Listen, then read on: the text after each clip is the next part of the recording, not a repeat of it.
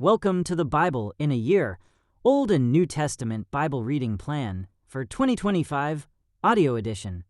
June 24th, Job 1, 2, and 3, Acts chapter 7, verses 1 to 19. Job chapter 1. Prologue. There once was a man named Job who lived in the land of Uz. He was blameless, a man of complete integrity. He feared God and stayed away from evil. He had 7 sons and 3 daughters. He owned 7,000 sheep, 3,000 camels, 500 teams of oxen, and 500 female donkeys. He also had many servants. He was, in fact, the richest person in that entire area. Job's sons would take turns preparing feasts in their homes, and they would also invite their 3 sisters to celebrate with them. When these celebrations ended, sometimes after several days, Job would purify his children. He would get up early in the morning and offer a burnt offering for each of them. For Job said to himself, "Perhaps my children have sinned and have cursed God in their hearts." This was Job's regular practice. Job's first test. One day the members of the heavenly court came to present themselves before the Lord, and the accuser, Satan, came with them. "Where have you come from?" the Lord asked Satan. Satan answered the Lord, "I have been patrolling the earth, watching everything that's going on." Then the Lord asked Satan, "Have you noticed my servant Job? He is the finest man in all the earth. He is blameless, a man of complete integrity. He fears God and stays away from evil." Satan replied to the Lord, "Yes, but Job has good reason to fear God. You have always put a wall of protection around him and his home and his property. You have made him prosper in everything he does. Look how rich he is. But reach out and take away everything he has, and he will surely curse you to your face." "All right, you may test him," the Lord said to Satan. "Do whatever you want with everything he possesses, but don't harm him physically." So Satan left the Lord's presence. One day when Job's sons and daughters were feasting at the oldest brother's house, a messenger arrived at Job's home with this news: "Your oxen were plowing, with the donkeys feeding beside them, when the Sabaeans raided us. They stole all the animals and killed all the farmhands. I am the only one who escaped to tell you." While he was still speaking, another messenger arrived with this news: "The fire of God has fallen from heaven and burned up your sheep and all the shepherds. I am the only one who escaped to tell you."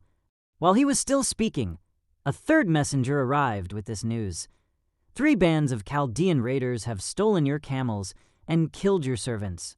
I am the only one who escaped to tell you." While he was still speaking, another messenger arrived with this news: "Your sons and daughters were feasting in their oldest brother's home." Suddenly, a powerful wind swept in from the wilderness and hit the house on all sides. The house collapsed, and all your children are dead. I am the only one who escaped to tell you." Job stood up and tore his robe in grief. Then he shaved his head and fell to the ground to worship. He said, "I came naked from my mother's womb, and I will be naked when I leave. The Lord gave me what I had, and the Lord has taken it away. Praise the name of the Lord." In all of this, Job did not sin by blaming God. Job 2. Job's second test. One day the members of the heavenly court came again to present themselves before the Lord, and the accuser, Satan, came with them. "Where have you come from?" the Lord asked Satan. Satan answered the Lord, "I have been patrolling the earth, watching everything that's going on." Then the Lord asked Satan, "Have you noticed my servant Job? He is the finest man in all the earth. He is blameless, a man of complete integrity. He fears God and stays away from evil, and he has maintained his integrity, even though you urged me to harm him without cause." Satan replied to the Lord, "Skin for skin. A man will give up everything he has to save his life, but reach out and take away his health, and he will surely curse you to your face." "All right, do with him as you please," the Lord said to Satan, "but spare his life." So Satan left the Lord's presence, and he struck Job with terrible boils from head to foot. Job scraped his skin with a piece of broken pottery as he sat among the ashes. His wife said to him, "Are you still trying to maintain your integrity? Curse God and die." But Job replied, "You talk like a foolish woman. Should we accept only good things from the hand of God and never anything bad?" So in all this, Job said nothing wrong. Job's 3 friends share his anguish. When 3 of Job's friends heard of the tragedy he had suffered, they got together and traveled from their homes to comfort and console him. Their names were Eliphaz the Temanite, Bildad the Shuhite, and Zophar the Naamathite. When they saw Job from a distance, they scarcely recognized him. Wailing loudly, they tore their robes and threw dust into the air over their heads to show their grief. Then they sat on the ground with him for 7 days and nights. No one said a word to Job, for they saw that his suffering was too great for words. Job 3. Job's first speech. At last Job spoke, and he cursed the day of his birth. 2. He said, "Let the day of my birth be erased, and the night I was conceived. Let that day be turned to darkness. Let it be lost even to God on high, and let no light shine on it. Let the darkness and utter gloom claim that day for its own. Let a black cloud overshadow it, and let the darkness terrify it. Let that night be blotted off the calendar, never again to be counted among the days of the year, never again to appear among the months. Let that night be childless. Let it have no joy. Let those who are experts at cursing, whose cursing could rouse Leviathan, curse that day. Let its morning stars remain dark. Let it hope for light, but in vain. May it never see the morning light. Curse that day for failing to shut my mother's womb, for letting me be born to see all this trouble. Why wasn't I born dead? Why didn't I die as I came from the womb? Why was I laid on my mother's lap? Why did she nurse me at her breasts? Had I died at birth, I would now be at peace. I would be asleep and at rest. I would rest with the world's kings and prime ministers, whose great buildings now lie in ruins. I would rest with princes, rich in gold, whose palaces were filled with silver. Why wasn't I buried like a stillborn child, like a baby who never lives to see the light? For in death the wicked cause no trouble, and the weary are at rest. Even captives are at ease in death, with no guards to curse them. Rich and poor are both there, and the slave is free from his master.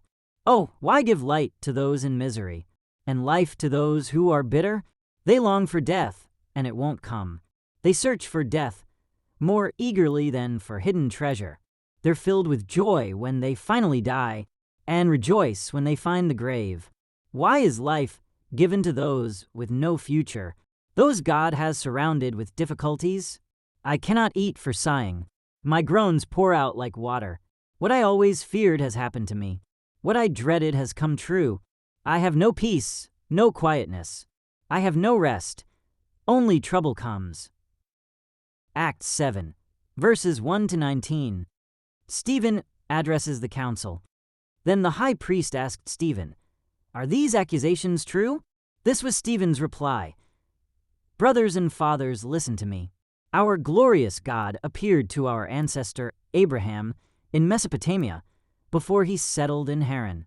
God told him, 'Leave your native land and your relatives and come into the land that I will show you.' So Abraham left the land of the Chaldeans and lived in Haran until his father died. Then God brought him here to the land where you now live. But God gave him no inheritance here, not even 1 square foot of land.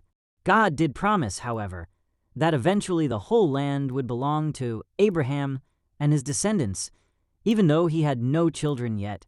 God also told him that his descendants would live in a foreign land, where they would be oppressed as slaves for 400 years. But I will punish the nation that enslaves them, God said, and in the end they will come out and worship me here in this place. God also gave Abraham the covenant of circumcision at that time.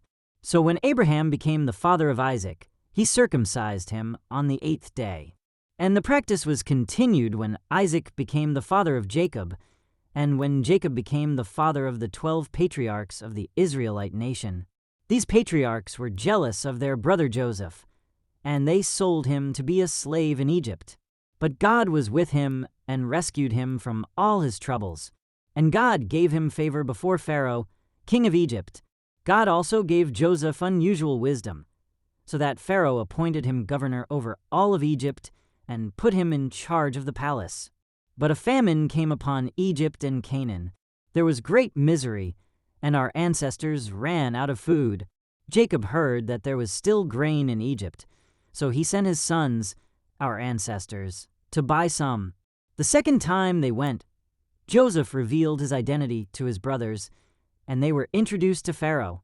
Then Joseph sent for his father Jacob and all his relatives to come to Egypt, 75 persons in all. So Jacob went to Egypt. He died there, as did our ancestors. Their bodies were taken to Shechem and buried in the tomb Abraham had bought for a certain price from Hamor's sons in Shechem. As the time drew near when God would fulfill his promise to Abraham, the number of our people in Egypt greatly increased. But then a new king came to the throne of Egypt who knew nothing about Joseph. This king exploited our people and oppressed them, forcing parents to abandon their newborn babies so they would die. Thank you for joining as we read through the Bible in 1 year. This has been day 175.